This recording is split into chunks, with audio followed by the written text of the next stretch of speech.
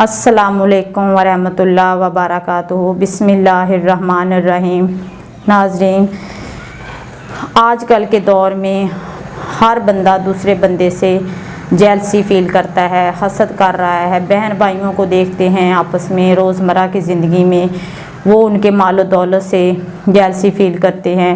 और बाज़ औक़ात तो बहन भाई रिश्तेदारी लेवल पर उतर आते हैं, यानी कि उनकी बुग़्ज़ और हसद और जेलसी की इंतहा यहाँ तक आ जाती है कि वो जादू टूने से सहारा लेना शुरू कर देते हैं।